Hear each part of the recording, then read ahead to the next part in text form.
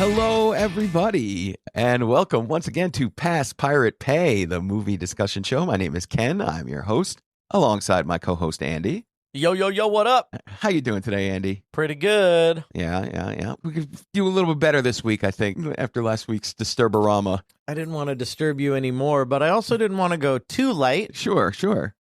So we're doing Universal monster movies. Yeah, we're hitting some monsters up this time. These are the more fictional kind of monsters rather than the figurative monsters that we were dealing with in last week's episode. That's right. So so this week we're gonna be hitting two classic Universal horror movies. Those are Creature from the Black Lagoon from 1954 and Abbott and Costello Meet Frankenstein from 1948. I mean, is that a horror? Well, you know, it's a little both. We'll see. We'll talk about it. And alongside those, we're going to go with the reboot of the Wolfman from 2025. So we'll finish off with that one. I do have one thing I wanted to say. Yeah. Remember we talked about Robert Eggers' next movie being Labyrinth? Yeah. That was a rumor. Yeah. And he has announced that his next movie is a werewolf movie. Yeah, I saw that. Yeah. I saw that. I heard the title of it. And it's like werewolf. It's like German or something. It's like WEARWULF or something like that. Werewolf. Yeah. I have no idea. I think it takes place in England in like the 1600s. Okay. All right. Interesting. I saw today that it was announced that it is slated for release Christmas Day 2026. Oh, really? Yeah, that's what I saw. So apparently Robert Eggers is trying to make some kind of and it's an original story, which I'm grateful for. Yeah, absolutely. Should be. That's what I was talking about. I have yet to not enjoy a movie that he has made, so I will be there to watch this one as well. I'm very pleased to hear. Yeah. But yeah, the new Christmas tradition. He also, when he was asked about Labyrinth, he said, look, I've got a lot of things in production. Yeah. Like, he didn't take it off the table. Okay. He didn't say no. So whatever. Like I said, he's batting 1,000 as far as I'm concerned. I don't think he hasn't made any movies that I would consider truly great, but every single one he's made I've enjoyed on some level. So he's making very singular movies. Yeah. Which is always welcome. Yeah. Very exciting. Very exciting. Yeah. All right. Well, let's dive into these movies we have going on so far, starting with Creature from the Black Lagoon. I actually didn't even realize that this was a Universal monster movie when we started doing it. And it's from the 50s, from 1954, so it's later than a lot of the other ones, you know. Those were in what, the 30s? 30s and 40s, yeah. Like Dracula and Frankenstein, I think Dracula for sure came out in 1931. Oh, wow. And Frankenstein, I think, that's like also. Right after the silent era, isn't it? Like, right. Yeah, exactly. And you can tell from the way those movies are made, you know, there's a lot of like shots that look like they came from silent movies, you know. Mm-hmm. And there's some of that in this movie too. Like Dracula, played by Bela Lugosi in this movie, as he had been playing for, I guess. And he's old. He's a little older in that movie. Yeah. In my mind, like all that stuff came out right around the same time, but it didn't. Yeah. So Creature from the Black Lagoon is over 20 years after those movies came out. So well past the heyday of the Universal monster movies. But yeah, this is the story of this expedition down to the Amazon. These scientists go down there. Someone finds a fossil of a webbed hand, and they're looking for the missing link between fish and man. Yeah. And they encounter it. Boy, do they. Yeah, so this movie starts off biblically.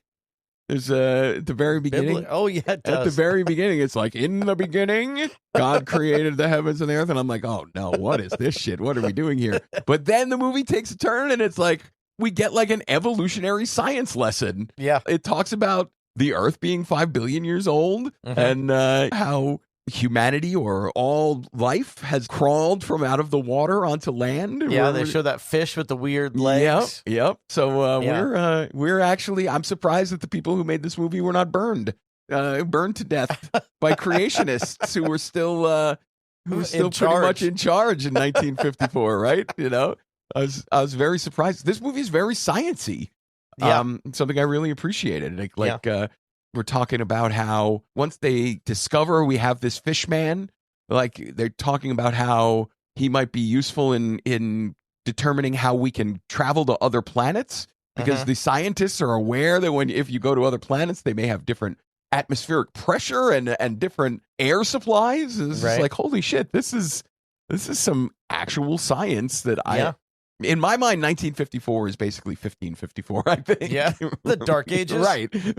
Like, like everything we know is, God did it. That's, but yeah, I really appreciated that. Like, they actually even talk about when they discover the creature, it's because their two guys are scuba diving and they're like picking up rocks trying to carbon date them to see if they come from the same time period as the fossil of the fossilized hand, It's like, well, shit, we're doing it. We're doing it. They're doing hard science on that boat. That's right.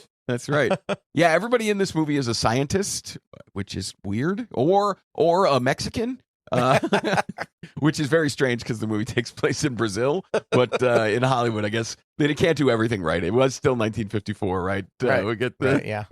Like we're lucky they weren't just white people in Mexican face or in Brazilian face or whatever. All of the characters in this movie that are not scientists are pretty much faceless brown people. There is a captain who gets some lines, but he is, very Mexican. He does like he is a stereotypical Mexican movie character from the 50s, right? He's like he talks with a thick accent, and he's got a beard, and he's chomping on a cigar the whole time, and I can't believe he didn't die in this movie, really. Like, I saw this guy. Oh, yeah, he made it out. Yeah, he made it. There were two guys, when they get on the boat to go down the Amazon, there's the asshole scientist boss, right? The head of the expedition, and then the captain. And I was like, these two guys are definitely going to die. Like, these guys are just there to be murdered by the creature. But no, man, the captain, he survives. He manages to make it out. But everybody else the asshole scientist does get killed in the end. But everybody else who dies is just a faceless brown person, right? It's like, there's a guy named Luis and a guy named Tomas and a guy named Chico, and they're all dead. Who's the pipe smoking scientist? Oh, yeah. He made it, technically. Yeah, he gets mauled, but as far as I know, he lives. He's still like bandaged up and laying in a bed, but I think he survives throughout the whole movie. Yeah, so this movie, I guess, is all about the creature. It's a schlocky B movie. Like, it's But a lot of it is done pretty well, I think. The underwater scenes, I think, are done really well. The underwater scenes are really cool. I agree with that. But yeah, so we get our first glimpse of the monster with just a hand, and they do that a few times, where his hand reaches out of the water and claws at dirt. And you see a hand, and I'm like, the first time you see it, I'm like, oh, that's actually really cool, because the hand has got, like sharp claws for fingernails, and it's got webbing in between the fingers, and it looks kind of slimy and wet and gross. And I was like, oh, this is actually going to be pretty cool. Yeah. But then when you get a look at the entire creature, it's like, oh, man, it's just a dude. I thought the creature looked good. Really? Yeah. I thought he looked very silly. I think he's iconic. I thought he looked really, really silly. I think the creature is a schlocky B-movie creature, and he's iconic for it. Yeah, I don't know. He just looks so much like a dude in a suit. Like, why? Well, yeah, but I mean, you got to kind of put yourself in the position of someone who's seeing that for the first time. I suppose. Like, think about the things that you saw for the first time when you were like a kid and how schlocky they are now. Yeah, I guess. I don't know. I wanted more from the creature. I feel like, I know technology was not then what it is now, but I feel like practical effects or makeup, at least. How do you do costuming. makeup underwater, though? Yeah, I guess you're right. But like, every time there were some good-looking scenes where like where he's swimming underneath her. Right. I think that's a cool scene. It is cool, although it looks really cool. At the same time, like, you're watching this monster doing the backstroke. It's very odd to me. Like, he wasn't doing the backstroke. He was totally was doing the backstroke. He was like, no, man, that creature is doing the backstroke multiple times in this movie. But I agree. The stuff where the monster is stalking someone, and they shot the thing underwater, I'm guessing in a gigantic tank of some kind. Yeah, probably that big Universal tank that's in the studio there. Yeah. And every time they show a shot of the monster swimming around below a person swimming near the surface, it does look really cool. Yeah, for like black and white. Yeah. Like, it looks good. Yeah. And then there's one scene where the monster kills the asshole scientist. He like grabs him by the leg and pulls him all the way underwater and like drags him into like this muddy section, and there's all this mud clouding up the water, so you get all this muddy water and plants around, so you can't really see what's happening, and it looks very chaotic. I thought it looked super cool. Like, I was totally into it. I thought it looked absolutely great. Yeah. For the most part, I thought everything they did was really cool, except for the way the monster looked. I just thought anytime you can see the monster in his full body, either standing or swimming, it just is so obvious that it's just a guy in a suit that it just took me out of it. I've always liked the creature, like the way he looks. Yeah. I've always liked the creature of the Black Lagoon. Yeah, I guess I don't know. I guess I had, but I don't think I've seen this movie since I was a little kid. I've never seen it before. This was the first time. So, yeah, and it had all those elements of like, you know, B-movie stuff. Like, so the beginning where it's like, in the beginning. Yeah. I think they like parodied that in Little Shop of Horrors. You know, that's how Little Shop of Horrors starts. Oh, yeah. You know, on the 23rd day of the month of September, in an early year of the decade, you know, like, right. You know, because they're emulating all those B movies in Little Shop of Horrors. Yeah. So this just felt like that. It felt like the origin of that, you know? Yeah, I mean, this movie is obviously iconic, you know, like the stuff where you just see the monster's hand for the first, you know, half hour of the movies. That's Jaws, right? Like all you're seeing is a fin. You could tell Spielberg must have really liked this movie. Yeah. Because some of the underwater shots in Jaws are clearly paying homage to this. Yeah. You know? Yeah. And there are just a lot of movies that owe this movie a huge debt, you know? The Shape of Water is a movie that I really love, and I didn't realize how much of that movie is just especially taken from creature. this. Yeah, the creature looks so much like the creature in this movie. It's a mix of Creature of the Black Lagoon and Splash. Yeah. Shape of Water. That follows the exact same story, right? Right. As Splash. Yeah. But the story of the creature in The Shape of Water is basically if they were able to succeed in taking, because the asshole scientist wants to kidnap the creature and take him back so everyone will believe that he exists. Right. And so The Shape of Water is like, what if that actually happened? And right. that's, you know, and that's where we're at, you know? So I really do.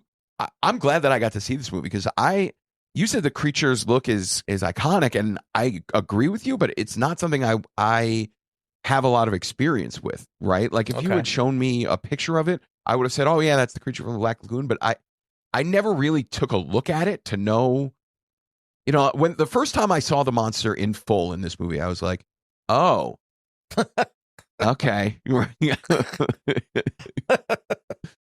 So I don't know. But you're right. It's a B movie, and on the whole, I think it gets the job done. You know, yeah. The cast is fine. The main guy seems like off-brand William Holden. The lead actress, she's there. She's I love how Universal monsters just want something to fuck. Right? Yeah, exactly. It's kind of all they want. Yeah. How many times? How many movies is like this? Frankenstein, make me something to fuck, doctor. Yeah, right. Like King Kong. Yeah, King Kong for sure. I'm gonna fuck that little lady. Yeah, I definitely get King Kong vibes off of this creature. Like, right, the creature's like, I'm gonna get that lady. Right. Yeah. The first time he sees her, he's just like, that's it. That's his only desire for the rest of the movie. He's like, I don't care that these guys have spear guns and they're shooting at me. I totally relate to these creatures, man. These monsters. I'm gonna get that woman. Yeah. It was cool. One thing that these movies do really well, I think, is set design.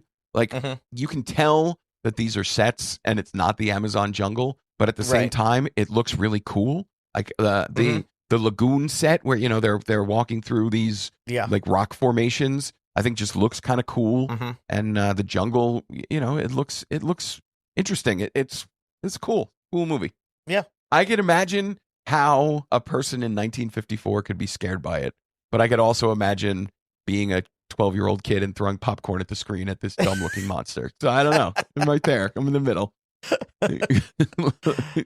All right. So, does the creature of the Black Lagoon get a pass, pirate, or pay, Ken? For me, the creature from the Black Lagoon is a pirate. A pirate? Yeah. Okay. I got it as a pirate. So yeah, you don't have to spend money on this movie, and I don't recommend it. But definitely watch it. It's fun. All right, cool. Yeah.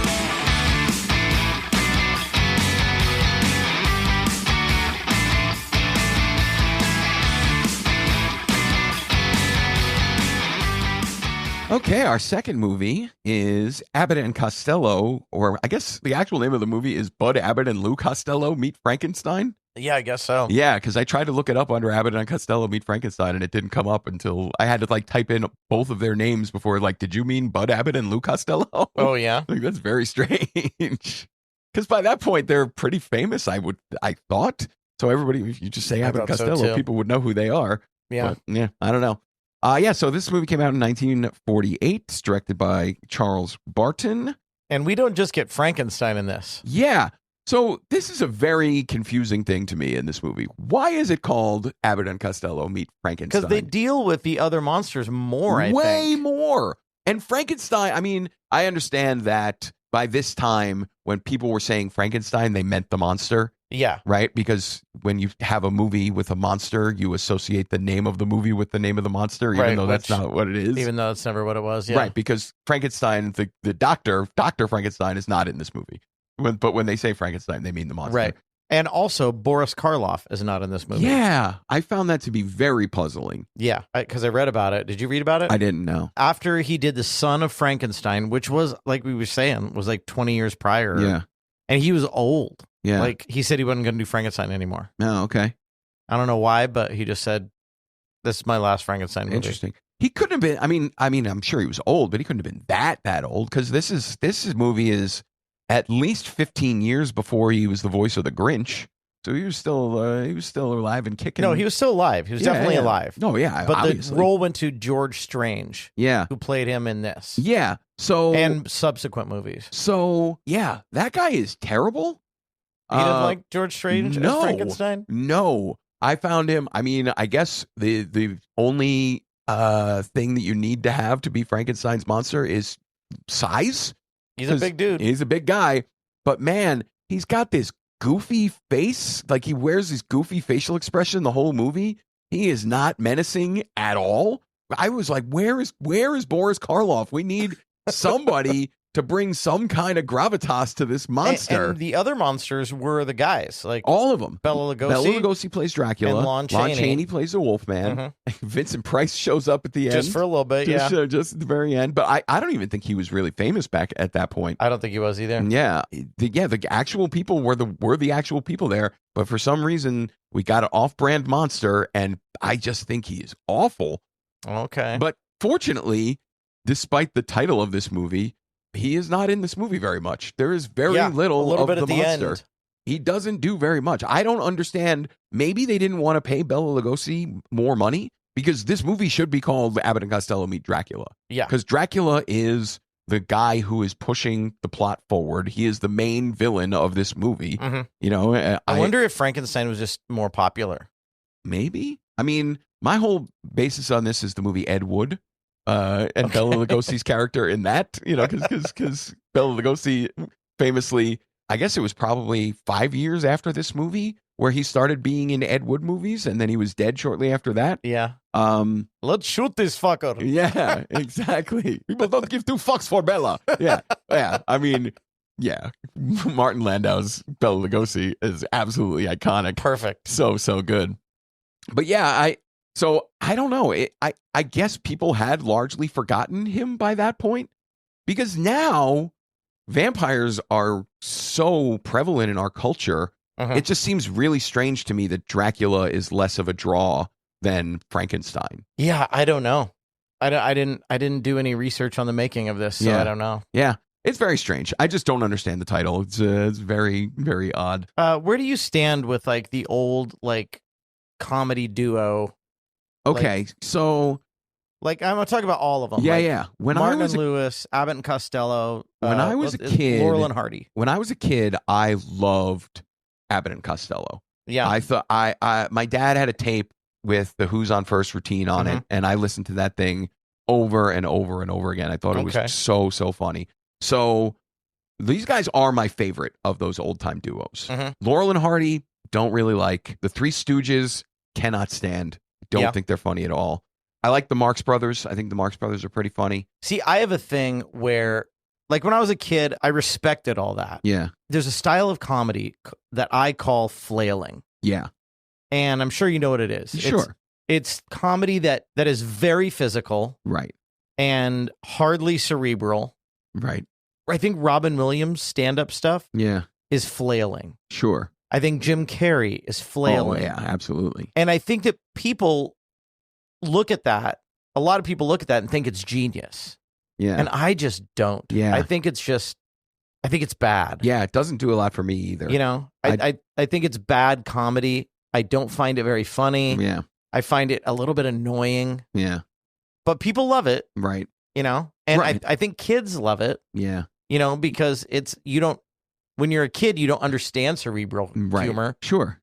So yeah, flailing is funny. I guess I didn't have too much exposure to the Stooges when I was a kid, which is why they never did anything for me. And then when I started watching them, I was already too old to just, exactly. I'm like you, where it's like this flailing shit is not for me. I'm just not into it at all because that's all they are. Right. And Abbott and Costello is the flailing guy. He's the big broad comedian, and Abbott is the straight man. Yeah. And Costello, I think, does both things. I think he's funny when he's doing understated shit, right? Like there are a lot of times where he's big. Like how many times, oh chick! How many times do you hear that in this movie? Like 50 times. It's just like, oh chick! Over and over. He's scared and he's just like, it gets so irritating. Yeah. And like his goofy facial expressions, some of it is just so stupid, right?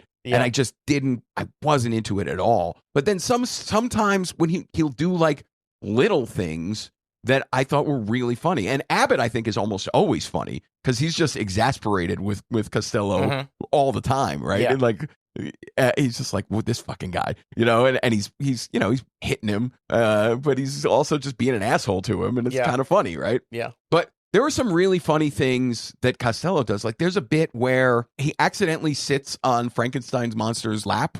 Yeah. And he's got his two hands on the side of this chair. Yeah. And then the monster's hand is in between one of his hands and his body. Yeah. And he's like feeling the hand and figuring out in real time that that's not his hand. And I thought that shit was really funny because he was like underplaying it, There was also what I thought was a really funny move where he does the old pull the tablecloth out from underneath the table thing. And like he actually does it successfully. And there's like a vase that's on this table and he pulls the thing out and the vase is standing up there and everything is still in place. And he just like looks at the camera like, nah.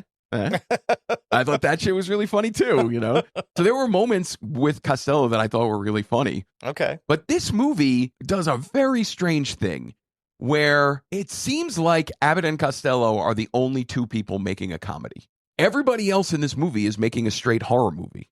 Yeah. Like this movie feels like a Universal monster movie for every second of time that Abbott and Costello are not on screen. And some of the times when they are on screen. Yeah. I listened to Quentin Tarantino talk about it, and he said he loved this movie so much because never before had he seen a comedy and a horror like mashed up in equal parts. Right. And we have that a lot more nowadays, right? But it seems like whenever that happens now, the comedy just takes over everything, Like if you think about like the scary movies or even something like Ghostbusters or Shaun of the Dead. Yeah. The comedy just takes over everything. But this movie, like, it's just playing it straight up. Like Bela Lugosi, they might not even told him that he was in a comedy. Like it just it seems, or Lon Chaney, right? Like Lon Chaney. Yeah, Lon Chaney plays it straight. Yeah, I think he's really good at the thing that he is asked to do in this movie. Probably because he had done it already so many times. But it's just like, so the Wolfman is like, he's like a tragic character, which we'll talk about that more in a little while. Right. Yeah. Like Dracula is evil, right? Frankenstein's monster is an empty vessel that we like project our own fears onto, right? But the Wolfman is this guy who is a monster against his will. He doesn't want to be. I think like he represents kind of like inner demons. Yeah. Like addiction or just the nasty parts of you that get out. Yeah. So Chaney plays it as this guy who is just like so sad or just like desperate for help or desperate to try and help people. Yeah. Whereas it's just like he knows that he has this thing inside of him and he just wants people to believe him all the time. And he plays it in this movie super earnestly the whole time. Where it's like, you have to believe me over and over again. Yeah. And I think he's really effective at it. but there's no way that this guy is in a comedy. It's really strange, right? Like, I just thought it was super interesting how straight up they play the horror. And maybe that's why, if it's the cause or the effect, why Costello is so unhinged in this movie, just free to do his own shtick whenever he's around, because they feel like the movie needs to be more of a comedy because nothing else is comedic, or he feels like he has to do it because he's the only one. I don't even know. You know what I mean? Yeah, and I think this was probably one of the first times that they mashed genres like this. Yeah. So they were probably kind of clumsy at it. Right. You know? But yeah, like there was this is another one where, like I was talking about on the last one, with the set design is really cool. They're in this like creaky looking old castle, you know, and there's shadows everywhere and steam rising up out of the ground or out of, you know, various corners of things. It looks cool. It looks like a cool old monster movie. Yeah. When you think about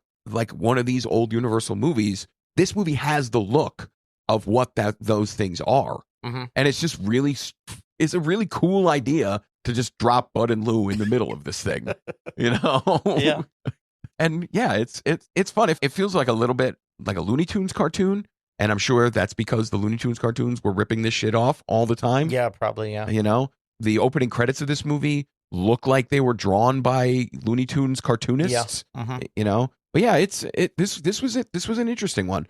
This is the most awkwardly fit together of any horror comedy I've ever seen. Yeah, it is. But it strangely works a little. It works for me. You know, it was interesting. And both of these old movies that we watched are under an hour and a half long. You just get in and you get out. You have a good time. Yeah. Man, what a country we used to have back when people could make hour and a half long movies. Just be happy about it, you know? I love it. We should do more of this. You know? Yeah, I wasn't a big fan. Really? I thought it was a little too much flailing. Didn't laugh very much. Yeah. I thought the horror stuff was like all the stuff you're saying is right. It just didn't click for me. Yeah. Yeah. Yeah. The Costello flailing stuff is definitely the worst part of the movie for me. Yeah. And I thought the parts where it was allowed to be a horror movie kind of worked as a horror movie. And yeah, I liked it. One other thing that really didn't work for me. There's this guy. The plot is put into motion by the House of Horrors owner who orders the casket of Dracula and the Frankenstein's monster. Yeah. And this dude, I don't know where the fuck they got this guy. He must be a producer's brother or something. He was a really over-the-top asshole. The only thing the guy does, what are you doing? I'm calling the police. These two boobs have ruined my exhibit. Just this guy is yelling at everyone every second he's on screen. Like, what? This guy is so He comes mad. in just pissed off into the train station. The whole time. Comes in just pissed. Yep. There's no time when this guy is not just angry and yelling at everyone. And it's just like, what the fuck? Where did this guy come from? Why is this guy in this movie? But yeah, so that didn't work. But everything else, I thought this movie was strange, but it kind of worked for me. I certainly enjoyed it. So what are you going to give Abbott and Costello Meet Frankenstein, Ken? Is it a pass, pirate, pay? This one is also a pirate for me. It is a pass for me. Yeah. Yeah. Oh, I don't think I mentioned what I wanted for the creature. Oh, yeah, I don't think you did. Creature would be a pay for me. Oh, nice. Yeah. Very nice. Yeah, this one I actually had seen before. I watched this movie probably when I was in college, right when I first started getting into movies. Okay. And I went back and watched a bunch of old movies, and I did not care for it back then. So I was a little concerned that this was going to happen. But I think now, with the benefit of age, I'm more forgiving of the old-timiness of the comedy and more interested in the way that these things were done. That kind of stuff just was super interesting to me, and the movie, like I said, the movie kind of worked. I had fun with it.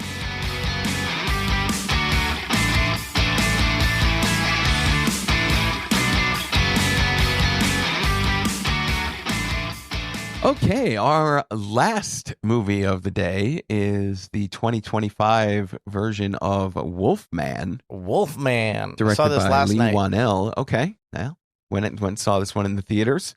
And yeah, it is an update on the old werewolf story.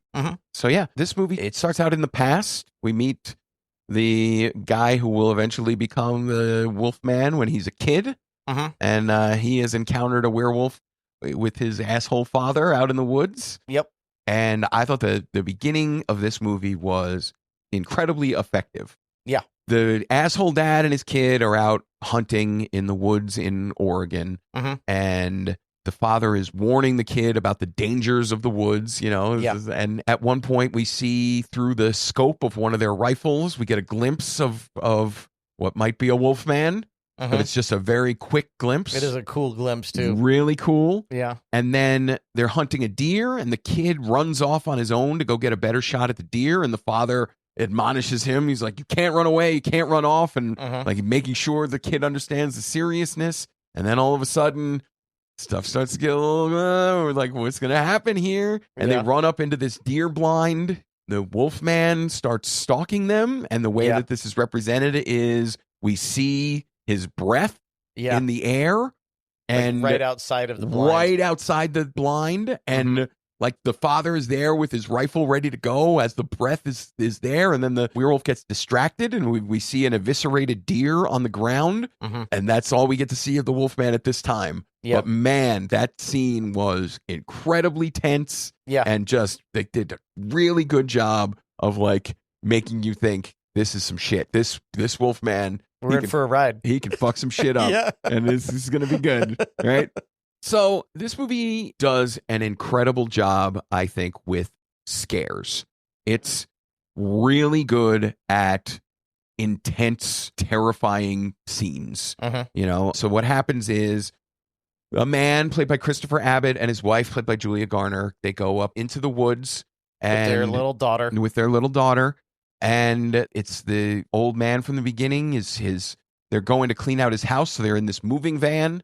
And as they're driving this moving van... it's his father and he's died, right? Yeah. Or has he? But yeah, so they're in this moving van, and while they're driving the moving van up this dirt road, we see some kind of figure standing in the middle of the road, causing a car crash, and we're off and running, pretty quick. This movie does not waste a lot of time. I just gotta say that the guy who plays the lead in this, the dad, looks a lot like Lon Chaney. Oh, interesting. Like I thought, coming right off of Abbott and Costello. Interesting. I was like, wow, he really looks like Lon Chaney. That's a good casting pick. Huh, that's interesting. The thing that I thought was interesting is the kid they got to play him as a kid looked exactly like him, I thought.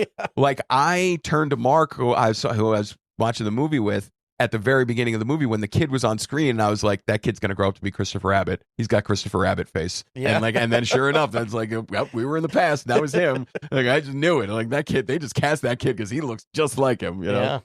So after the car crash, the man, Blake, is attacked. He gets scratched, which is apparently enough to transmit this wolfman disease. Has it always been that much? I don't know. Feels like that needs to be a bite. I thought so too, but in this case, I guess not. It's transmitted through claws, So he gets this wolfman disease, and they go into this house and barricade themselves in from the werewolf that's outside, trying to bang its way in. And while this is happening, he is slowly turning into a wolf, which I really liked. Yeah.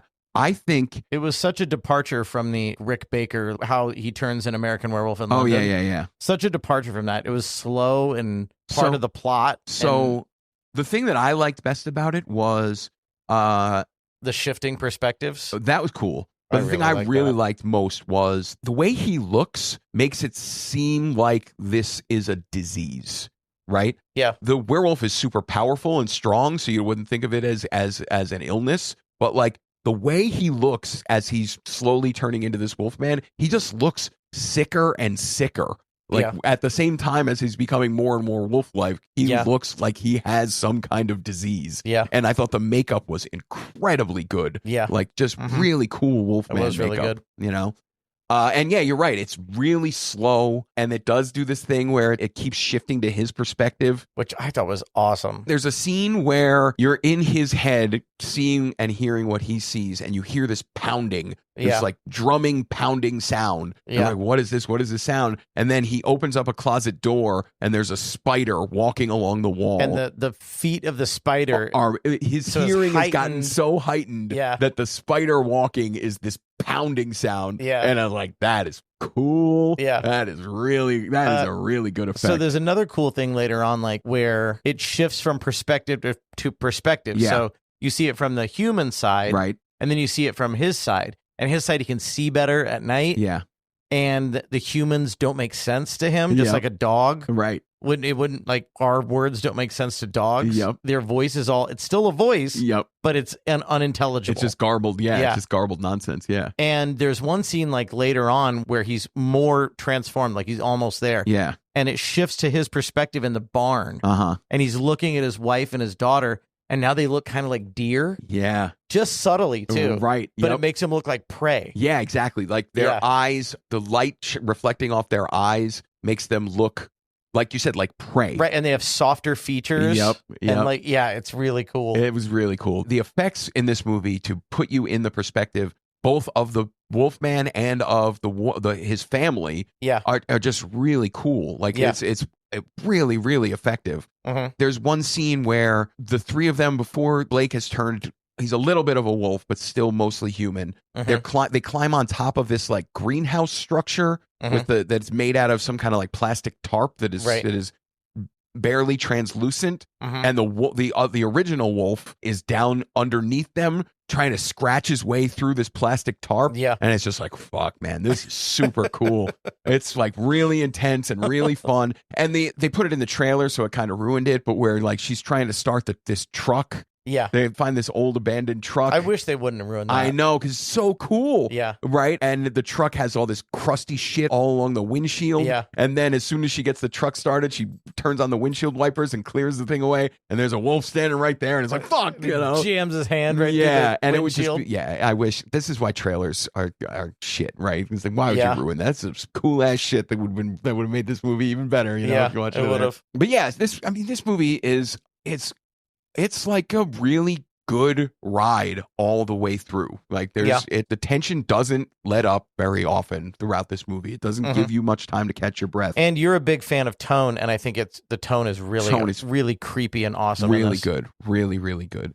And the whole thing takes place in one night, because by the end of the movie, the sun has risen once everything is all together, you know, and it just feels, you feel like you've been through an experience, an ordeal with this woman and her daughter, and the husband. And the husband. You've been through this thing with them over the course of this one night. Because, like, the one thing that you don't get from the trailer is that as he's turning, he's still on his family's side. Right. You know, and he's slowly going against that. You know? Exactly. Yeah, there is a scene when the original wolf breaks into the house and they have like a wolfman fight. And I thought that was not good. That felt like the worst kind of Marvel superhero fight, where it's just these two superhuman invincible beings pounding on each other. Yeah, it could have benefited being a bit more visceral. Yeah, they're just animals. They're wolves. It's just it should have been more primal. They're just punching each other. Yeah, it was really stupid. So that's all the good stuff about this movie, but I want to talk about the stuff that's not so good. Okay, this is a pretty stupid movie. Oh no, it's pretty stupid. Like all of this praise, I thought you were gonna like it. I like it. I like it a lot. I really like this movie. But what was stupid about it? The plot and the dialogue in this movie are dumb. Like there's a whole thing about how this guy, his father was an asshole because he was trying to protect him from the wolfman that was stalking the place where they grew up, right? Right. So basically there's a whole really obviously portrayed thing about this guy turning into his father. And that's literally what happens, because the father gets killed by the wolfman and becomes a wolf, or gets turned into a wolf by the wolfman. And now his father, the wolf, turns him into a wolf. So he is becoming the asshole father that he never wanted to be. Right. Like there's a scene before they get to the woods where he is yelling at his daughter to get down off of some thing that she's climbing on, because he wants to make sure that she's kept safe. But he's like, oh no, I'm turning into my asshole father. I'm trying to protect you like he was always trying to protect me. But now I'm a giant asshole like he was always an asshole. Like all of the stuff where he is turning into his father is so overwrought and just so unnecessary, and they just keep coming back to it. Also, the stuff where the daughter can read his mind, like that I think that's just like a game they play. It is a game they play. It's not. I'm not saying that that's literally what's happening. But they do that over and over again, where it's like this is the connection that he has with his daughter because they do this thing where he tells her to read his mind, and I don't know. I just thought it was really cheesy and lame. You have to have things like that in a movie to make you buy into it a little more. Because if you don't have that, you just have Terrifier. You just have this monster that kills people, and that's the story. Yeah, I agree with that. They gave us more layers, and I thought it was fine. I don't think that the father-daughter relationship was explored in any kind of particularly interesting way. I think it was just used to try to get some kind of pathos or sentimental feeling for this guy as he's going through this thing. Yeah, I think it was effective in that. I didn't buy it. Every time that they were trying to do that stuff, I was like, no, this is not working for me at all. I don't think Christopher Abbott is particularly good in this movie as a human. As a guy in wolf makeup, he's scary and stuff like that. But as the human stuff, I just didn't really buy him. I thought Julia Garner was really good. I thought she played the wife really well. But for the most part, I don't know. The interpersonal human drama of this movie did not work for me at all. It only worked for me as a horror movie, as a scare factory. Okay. But as a scare factory, like this movie absolutely put to the test my thing that we were talking about, where plot is super important to you and mood is super important to me. Yeah. This puts that to the test for me because I thought the plot was not good. and the writing was very weak, but it didn't matter because this movie, I am true to myself with this movie. The mood of this movie was more than enough to carry it through for me. I really enjoyed this movie. I thought the plot was fine. Yeah. I didn't think it was great, but I thought it helped move the story along and it helped me attach myself to the characters a little more. There was also a whole subplot of the husband and wife like not getting along with each other, and they like she's a workaholic and their relationship is totally on the rocks, and that is just never explored at all once they get to the woods. It just I think it's explored at the very end. Well, yeah, but I think the end would have had more resonance if you didn't have that. You know, I just thought that was a worthless plot point. I think that was a vehicle to get them to go all together to someplace. Yeah, I mean, but this guy is going to clean out the cabin of his dead father.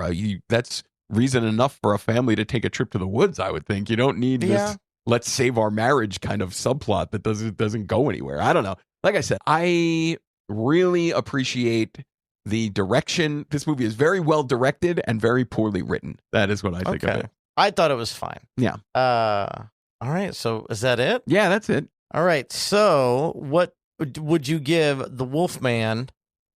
A pass, pirate, or pay, Ken? Wolfman for me is a pay. It's a pay. Absolutely. Even with all the wonky Even with all of the bad storytelling, the sheer amount of tension and terror that this movie creates and the super cool look of the whole thing, more than enough to carry it through. Right on. I really enjoyed this movie. I'm a pay too. Yeah. I thought it was fun. Yeah. It was a fun horror movie. Really, really liked it.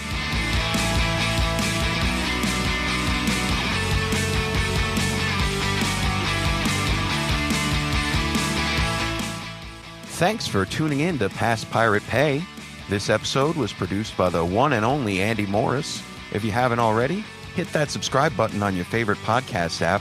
We'd hate for you to miss out on all the fun. Curious about where to stream the movies we talked about? Head on over to passpiratepay.com. We've got everything listed with handy links on where to watch. You can also join the conversation on our Facebook page or stalk our cinematic musings on Letterboxd. Links are on the site. Got a movie or a TV show you think we should review? Fill out the contact form, or this is cool, you can even text us right through the episode player on our website's front page. Thanks again for hanging out with us. Until next time, keep watching, keep rating, and keep it past Pirate Pay.